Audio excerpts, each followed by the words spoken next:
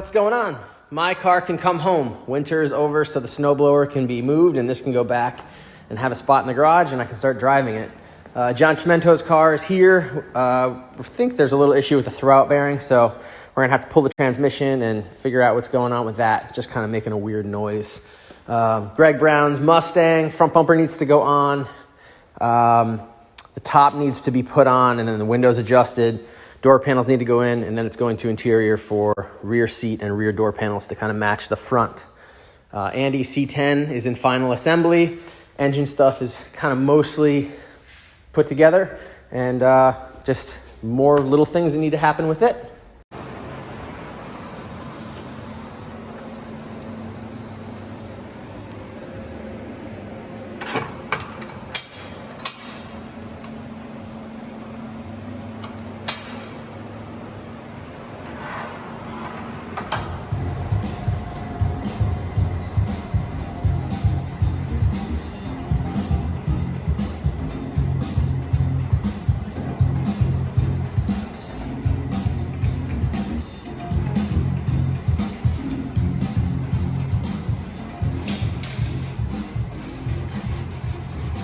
Everybody, unfortunately, we're not doing Cars and Caffeine, at least this upcoming month. Charlie and I talked, and it really doesn't make any sense.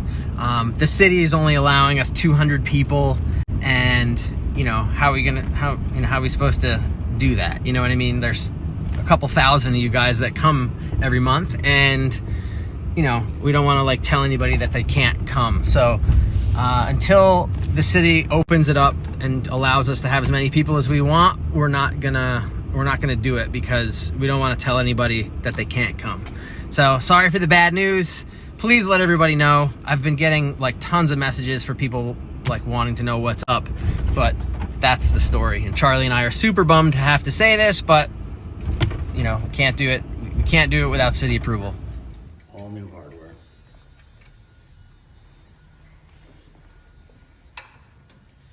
Even these bolts back here are all brand new. Is that it you need from me? That's it, man. All right. Thank you. Yeah.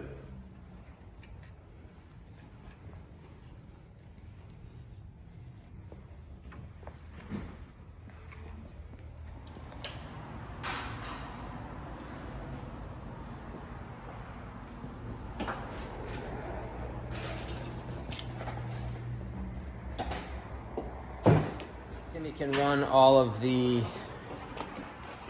plumbing for the heat exchanger and figure out where all of the wiring is going to run, and just kind of how everything is going to be. Master cylinder has to go on with the brake booster, and then the brake lines can get run to that, and then fuel pressure regulator needs to be mounted so we can run the return lines basically back to this, which is the return. I've been all over the place with trying to figure out where I'm gonna mount these little vents.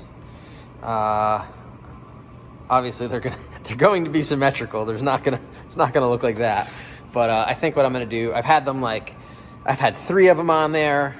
I've had 2 of them on there, and I think it looks cool with 4 of them on there. But what I'm gonna do is make them all kind of higher. I've had 4 down low, 4 in the middle, 4 up high. I'm gonna do 4 kind of up high. So the tops of these things are gonna be 3 inches down. So from here, 3 inches down is where where this one is gonna be.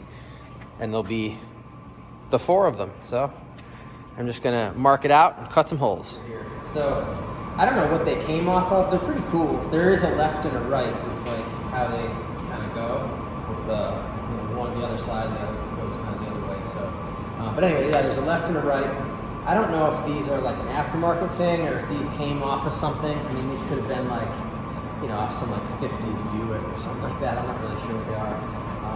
But these pieces came with them. So, and what this is, this flange thing has some holes in it, and then there's some holes, in here. So this is kind of how it mounts. So 4 3/4 divided by 2 is 2 3/8. Right? So so if I want to go down 3 inches, so 3 should be 5 3/8 from the top. So I have this great tool from Don Tucci, but unfortunately this doesn't open up to 5 inches. So normally you stick a marker in this thing.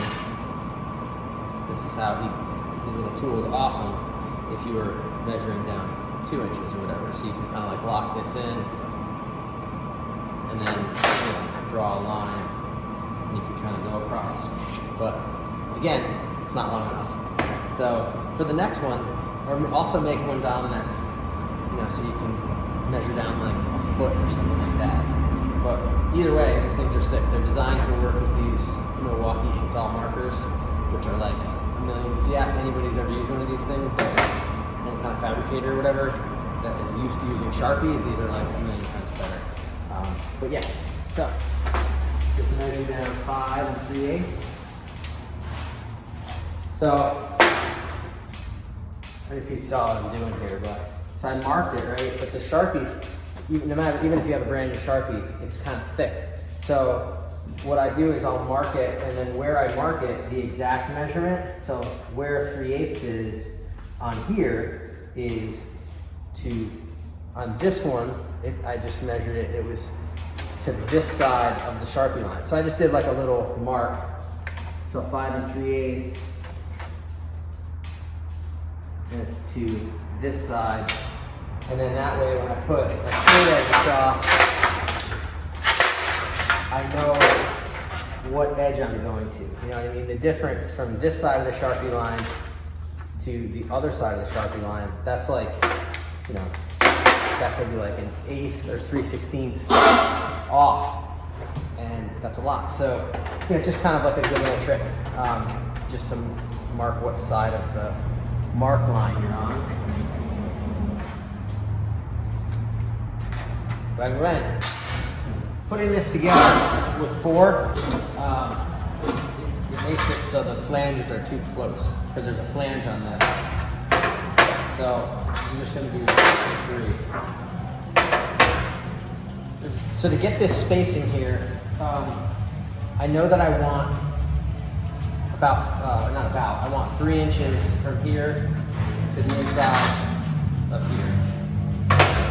So that distance is 3 inches. I have it marked. So the distance I have is, 20. So go in 3 inches, and then it's 25 7/8 from there to there. So 25 7/8 is my overall width.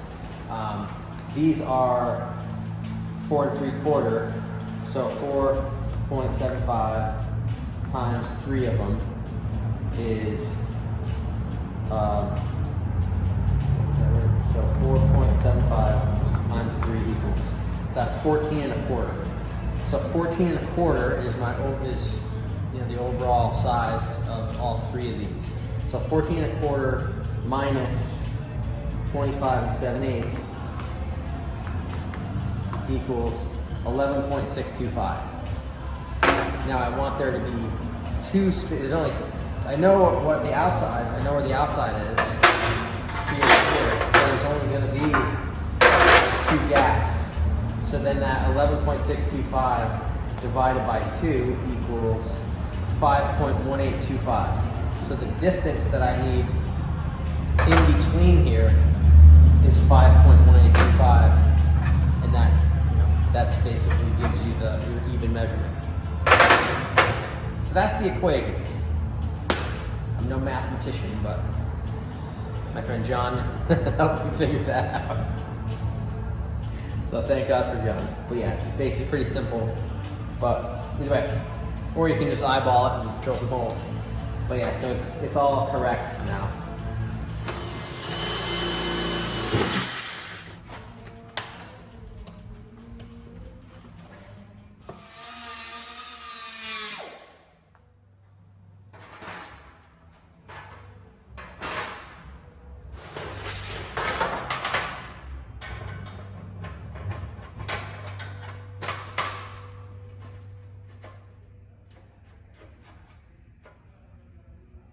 Cool.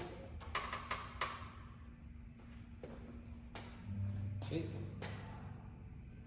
I just gotta Do a couple more.